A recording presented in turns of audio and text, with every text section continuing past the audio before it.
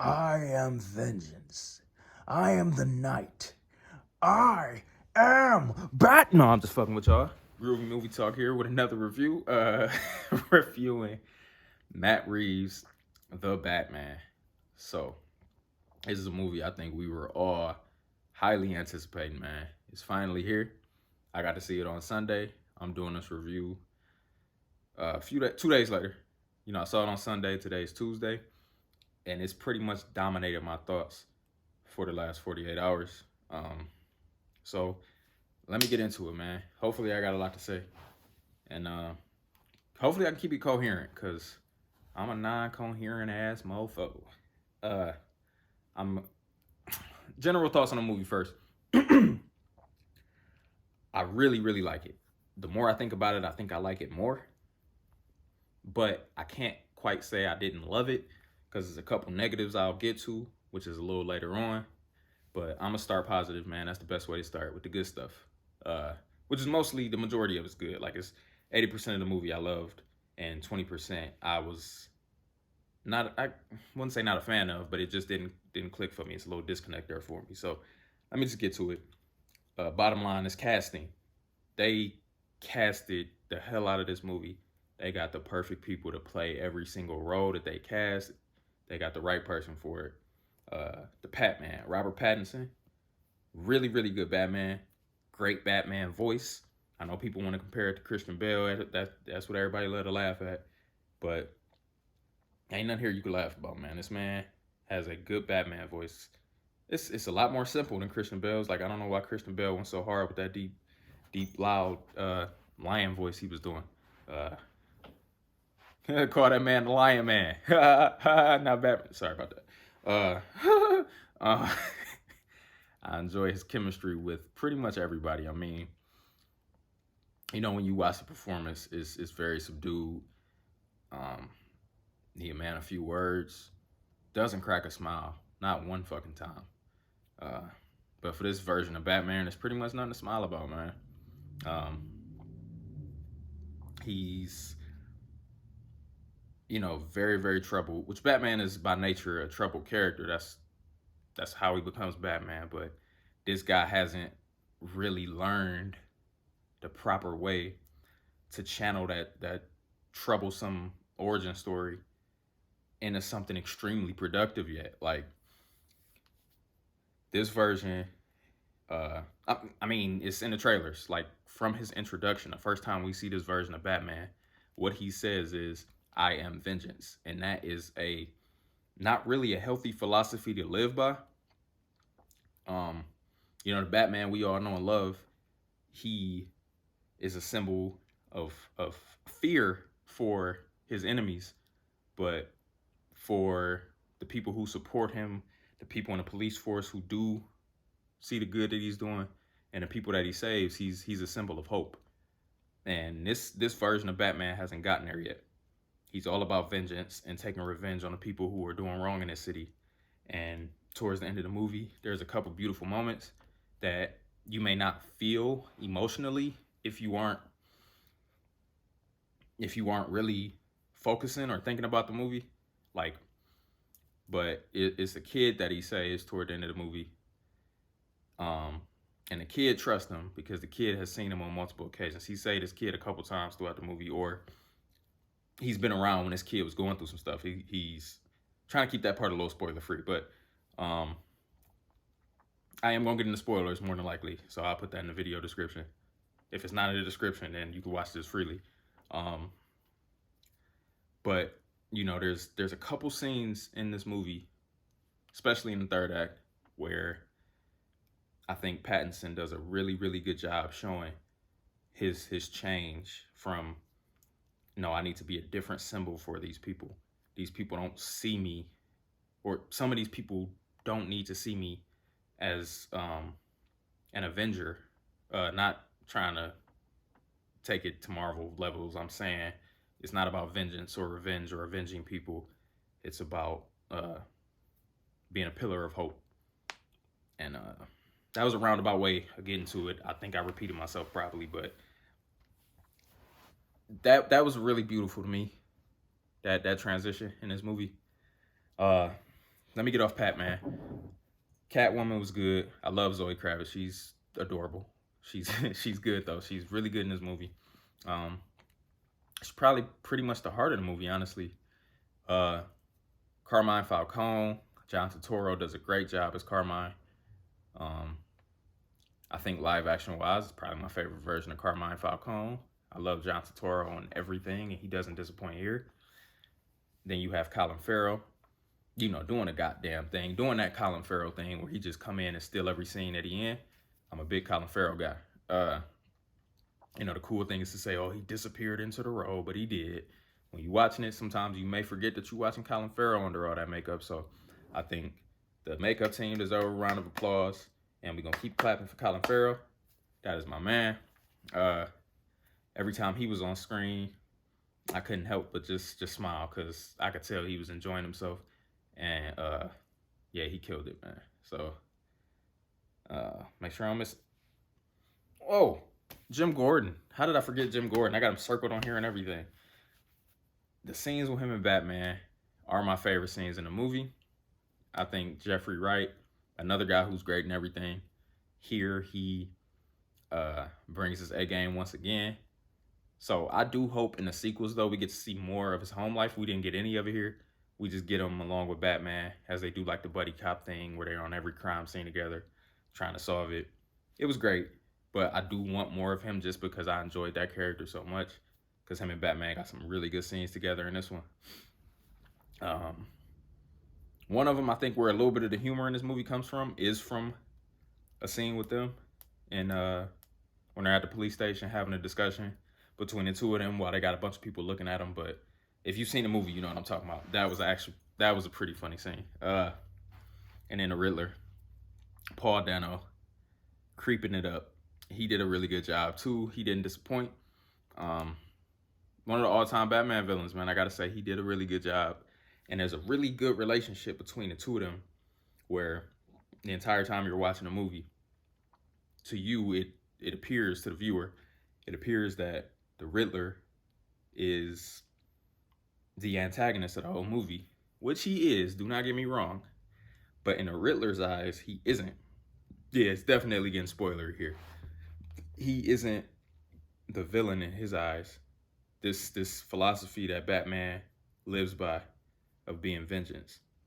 The Riddler identifies with that philosophy, and he's inspired by Batman. So when he finally gets to talk to Batman, and he's like, you know, he realizes Batman and him are on the same page. He's like, this is not how I thought this was gonna go. Like, I thought you inspire me. Like, he's pretty much, he idolizes Batman, and it's so cool how they do that. So loved him, loved that performance. Moving on from the cast, this is the best looking Batman movie I've ever seen. It's the Batman movie I've been wanting to see. Gotham is at its best in this movie. It looks amazing. It's a bunch of broken down buildings all around with little LED boards plastered all over it to make it kind of look updated, but it's just still a broken down city. Greg Fraser, he's the guy who shot Dune. He also shot this. Definitely my favorite cinematographer in Hollywood right now. One of my favorites, definitely. Michael Giacchino's score is great. You heard the Batman theme all over the trailer. I think that is a fantastic theme for Batman. And the last couple of days, I find myself randomly humming it while I'm at work or driving or something like that. So good on Mike. Score DP, Vengeance Hope. Before I move on, I do want to mention, I gotta look at my notes. Don't got a good memory. Something really cool that they do in this movie is how they hide Batman in shadows early on in the movie, and he's narrating, which is another cool touch. I like his narration. But Batman is narrating, and he just talks about, you know, anytime there's shadows, they think I'm in the shadows, and he's just talking about fear, which is a big thing for Batman. And they keep showing you alleyways and things like that where Batman might be, and I just love the fact that how they shot that, like in 3 consecutive shots of different villains or criminals, not villains, but criminals looking down, thinking Batman's gonna be down a shadowy hallway or something. thinking he's lurking in the shadow. I just thought that was a nice touch. So I could have left that out. Moving on, I'm gonna touch on my negatives briefly. I don't have a lot. This one is kind of a mixed bag for me, but the trailers, they ruin, I think 3 of the best action sequences in a movie, and there's not a lot of action in this movie. Like, you see the trailer, you see the penguin chase, and while that chase goes on a lot longer than what you see in the trailer, and it's a really good scene, one of the best action sequences in a movie, but you see the climax of it in the trailer. That's one. Then you have another one, the I Am Vengeance scene, which is pretty much kind of the first action scene in the movie, but you see pretty much the entirety of that. You don't see what builds up to it, which is part of the fun of that scene, is seeing what builds to that.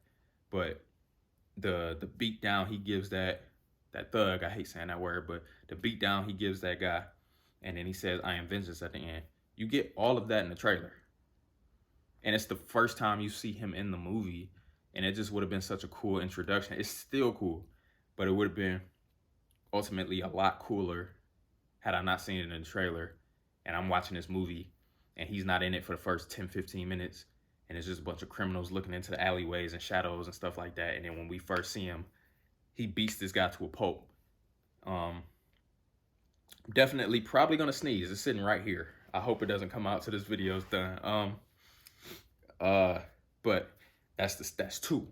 And the third one, which is another cool ass scene in the movie and in the trailer, but a scene where he's walking down a dark hallway and he cuts the lights so his enemies can't see him.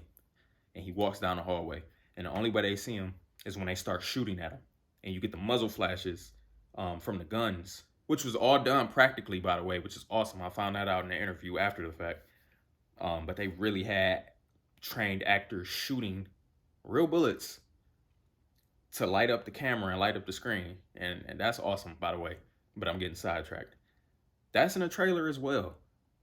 Now, had any of that not been in the trailer, I don't want to say that. Having all that in the trailer is what made me excited for this movie. But so it's like, it worked for my anticipation for the movie.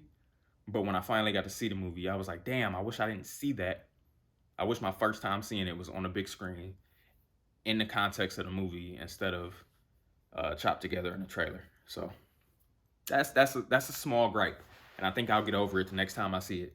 And upon a lot of rewatches, it just sucked that I had seen those already. And so that's kind of mixed for me. My big negative with the movie is I don't feel an emotional connection to a lot of these characters. The more I've thought about it, I do care about Batman's story and his progression from vengeance to hope. I think that is beautiful.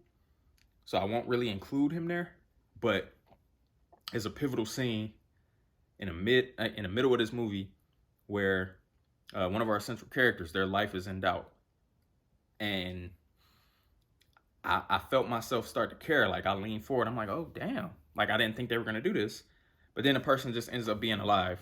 And it's like, oh, okay, well, that's cool then. But, and I'm not saying the character needed to die, but maybe they should have pulled the trigger on his character's death to give some emotional weight to everything. But that's I'm still unsure about that. I hate just saying I wish somebody would have died in a movie, because I do want more from that character in a sequel. So it's like, again, I'm conflicted on how I really feel. But I can watch. I've said this before. I'll say it a billion times. As many videos as I do, I'm an emotional watcher, and if I don't get super meaningful character work, it's hard for me to care about characters. And if I don't care about them, a lot of the scenes don't have emotional weight. Like, this Batman movie is the coolest fucking Batman movie I ever seen. But if I wanted to have an emotional connection, this isn't the movie for that. So that's something I hope. This is clearly going to be a franchise, at least a trilogy. I think I heard that somewhere, like, they already got greenlit for 2 more sequels. So that's something I can work on. And that's something I think will be better in the future, because I think we will get a lot more from Robert Pattinson in the future. which if he does do this character transformation and become a little more charismatic, and he becomes that playboy that we know Bruce Wayne to be, and just a little more fun, and he cracks a smile, I think that'll make his performance in this movie better. While I still like it, I think it can probably improve if I see him be a totally different character in the next one. As far as Bruce Wayne goes, because his Batman is fucking phenomenal. Wow, I think I covered pretty much everything I wanted to. I probably didn't. Once I stop this, I'm gonna remember something. But anyway, letter grade wise, I'm gonna go B to a B plus, like an 85% maybe. You know, like I'm a grade school teacher and shit. Really good. Love this. I didn't. Liked it a lot though. Liked it a lot. Can't wait to watch it again. All right. Thanks for watching, y'all. Peace.